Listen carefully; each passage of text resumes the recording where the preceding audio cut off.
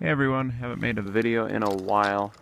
Just figured I would show you our rental car because unfortunately the BMW X5 got in a car accident.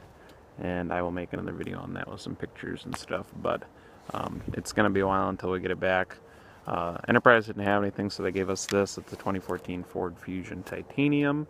It's probably going to go back either today or tomorrow though, because we are getting a Suburban because we need a tow vehicle.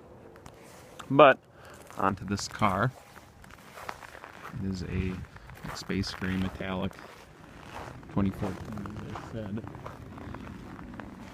It's got that Aston Martin-y looking front end with some 18-inch wheels on it, and some Goodyear Eagle LS2 tires. This is the titanium, so it does have the fog lights. It's an Aston Martin looking grille. Blinkers in the mirrors, which are LED. This car actually has a lot of LEDs on it. I think it's a really good looking car. It's very European. I think it's a smooth looking car. Something that always interested me in the trunk was it's kind of the weirdest opening I've ever seen. It's not like deep depth-wise, but it's very tall, and then you go in there and it's very large and deep, but it's not a super like this isn't back very far, if you kind of get what I'm saying. I also think it's interesting that they didn't really change much on the trunk. It's perfect size for a European plate. But yeah, let's check out the interior. It's filthy right now. This does have remote start, which is pretty nice. Hit that twice, fires right up. Unlock and in you go. So it's got graphite interior. Door panel. There are some things that I don't care for on the interior. A couple little cheap areas that I notice here and there, but overall I think this is a very nice place to be. Turn off the climate. This is like a hard plastic. It's damp. It's 2-tier, so it's not too bad. The rest of the dash is very cushiony, though. I really like this. I mean, everything is very soft to the touch. The door panels. This is kind of flimsy and cheap. I'm not a big fan of that. This black piano with these two cup holders. This is where the parking would go. I'm not a big fan of the black piano. I think it's a little cheap looking. Pretty big center console with aux, USB, whatever. There's the instrument cluster. You can see that it's kind of glary, but yeah, you got your little dual digital screens on each side. You have 3-way memory seats. That's the debatable My Ford Touch system. I'll be brutally honest, I don't really like touchscreens in anything.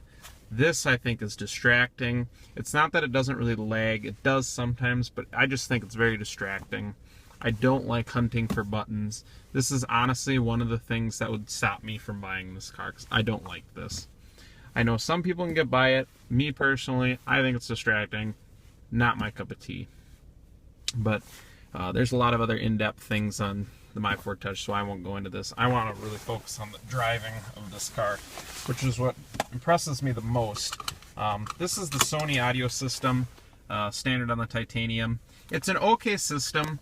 It's kind of kiddish almost. It's kind of just like America style sound system. It's got a lot of thump.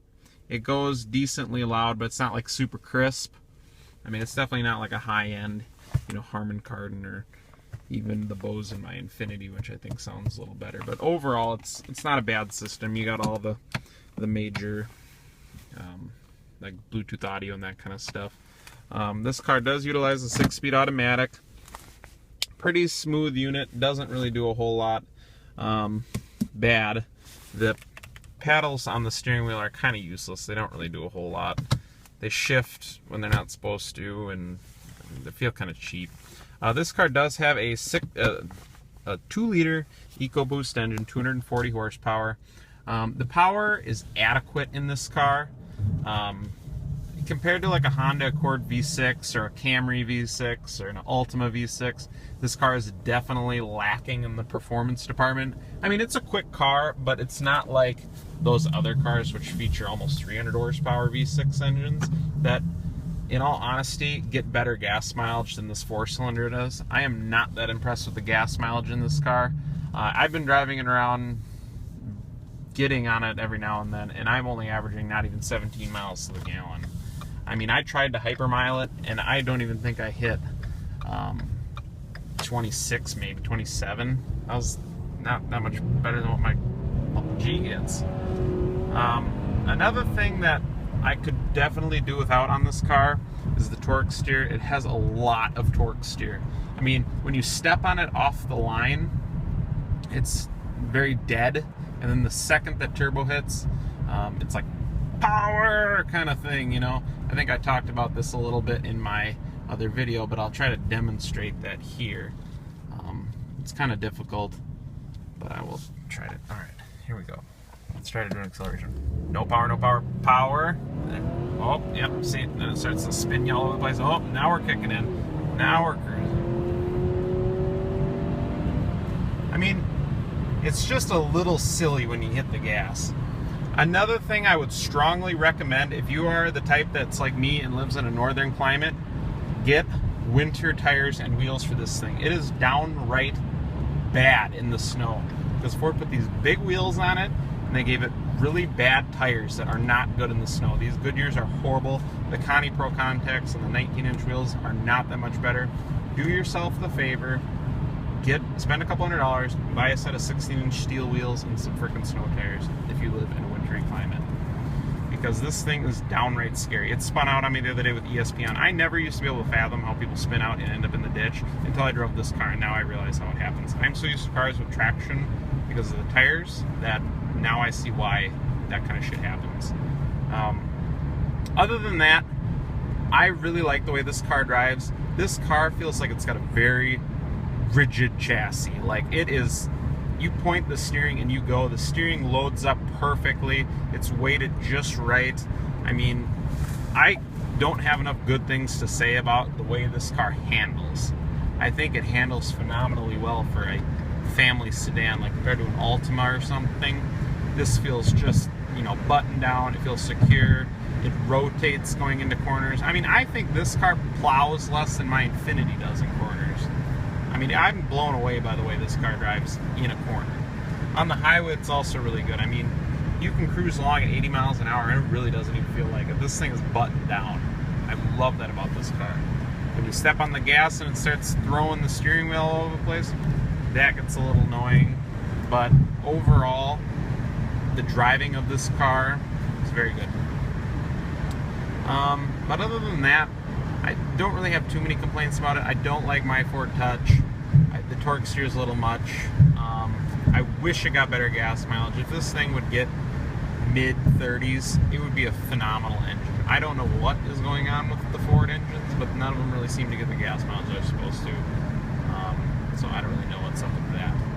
Overall, though, I really think the Fusion's a good car. If you're in the market for something like this, drive everything back to back. I would personally skip the Camry because it's cliche and Camrys are not as good as they are portrayed to be.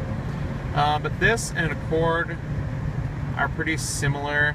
I think I would get an Accord over this car because of the gas mileage and the reliability. These things haven't had an amazing track record for their first year. But yeah, other than that, I think the car is, you know, it amazes me more and more every day, the more and more I drive it. Back seat's pretty good. Had 4 or 3 people back there. The parking brake's a little irritating. But other than that, I mean, just this My Ford Touch is the biggest drawback for me. I really don't like it. But I'm just going to demonstrate real quick this car in a corner, because this is where I get blown away the most. Alright, we are entering 50 miles an hour. I mean, even on these shitty Goodyear Eagles, this car just wants to rotate. I can't express how much this car feels balanced. absolutely blows me away. I mean, the front end, it tucks in really nice. You can just clip the apex and it just hangs in there. So precise, and you don't notice the push until you really give it a bootful. But yeah, I mean, other than that, I love the way this car drives. If you can't tell that enough, I think this thing handles amazingly. If you put some good summer rubber on this car, and in the summertime, I bet you could, like, seriously take this on the racetrack and, like, surprise some people. The power isn't the best, but it handles so nicely. I can't express enough how much I like the way this car drives.